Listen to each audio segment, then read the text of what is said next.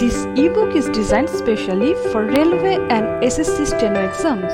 A lot of contractions and advanced physiographics are used for speedy writing. For the convenience of students, this ebook is designed on A4 sheets and it is printable. We highly recommend you practice it thoroughly. You can collect the ebook from the link given in the description box below.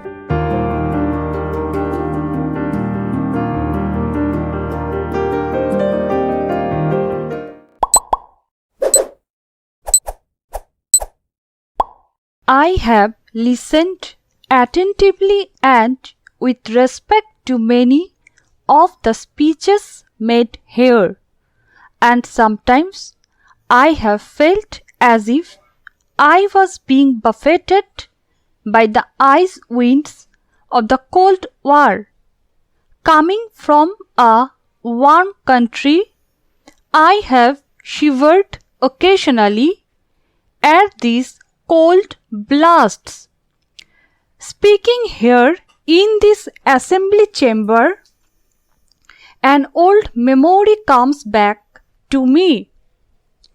In the fateful summer of 1938, I was a visitor at a meeting of the League of Nations in Geneva.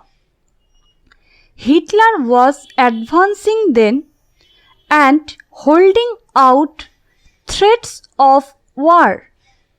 There was mobilization in many parts of Europe, and the tramp of armed men was being heard.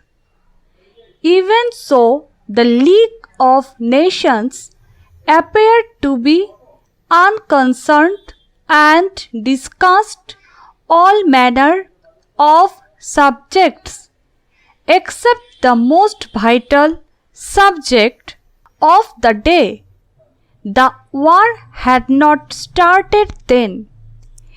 A year later, it descended upon the world with all its thunder and destructive fury. After many years of carnage, the war ended and a new age was ushered in by the terrible experience of Hiroshima and Nagasaki. Fresh from these horrors, the minds of men turned to thoughts of peace, and there was a passionate desire to put an end to war itself. The United Nations took birth on a note of high idealism embodied in the noble wording of the character. But there was also a realization of the state of the post-war world as it was. Therefore, provision was made in the structure of the organization to balance certain conflicting urges. There were permanent members of the Security Council, and there was provision for unanimity amongst the great powers. All this was not very logical, but it represented certain realities of the world as it was, and because of this, we accepted them. At that time, large areas in Asia and even more so in Africa were not represented in the United Nations, and they were under colonial domination. Since then, the colonial part of the world has shrunk greatly, and we now welcome here many countries from Africa in their new freedom. The United Nations has become progressively more representative. But we must remember that even now it is not fully so. Colonialism still has its strong footholds in some parts of the world, and racialism are still prevalent, especially in Africa. The United Nations has often been criticized for its structure and for some of its activities. The structure of the United Nations, when it started, was weighted in favor of Europe and the Americas. It did not seem to us to be fair to the countries of Asia and Africa. But we appreciated the difficulties of the situation and did not press for any changes. With the growth of the United Nations and more countries coming in, its structure today has become still more unbalanced. Even so, we wish to proceed slowly and with agreement and not to press for any change which would involve an immediate amendment of the Charter and the raising of heated controversies.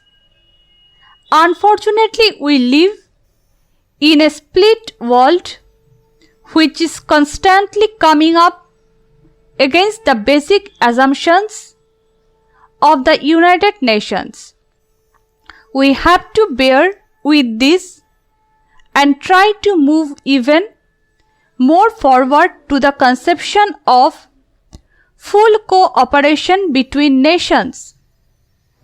That cooperation does not and must not mean any domination of one country by another. Any coercion or compulsion forcing a country to line up with another country, each country has something to give and something to take from others. The moment coercion is exerted on a country, not only is its freedom impaired, but its growth suffers. We have to acknowledge that there is great diversity in the world and that this variety is good and is to be encouraged so that each country may grow and its creative impulse might have full play in accordance with its own genius. Hundreds and thousands of years of history have conditioned us in our respective countries, and our roots go deep down into the soil. If these roots are pulled out, we wither. If these roots remain strong and we allow the winds from four quarters to blow in upon us, they will yield branch, flower, and fruit. Many of the speakers from this forum have surveyed the world since and spoken on a variety of problems. I would like to concentrate on what I consider the basic problem of all. My mind is naturally filled with problems of my own country and our passionate desire to develop and to put an end to the poverty and low standards of living which have been a curse to hundreds of millions of our people.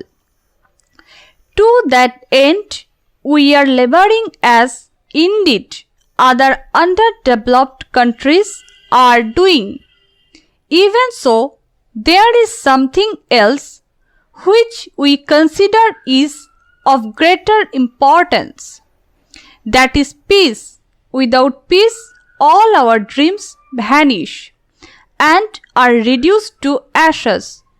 The Charter of the United Nations declares our determination to save succeeding generations from the scourge of war and to reaffirm faith in fundamental human rights. If you have liked the video, hit the like button and consider subscribing.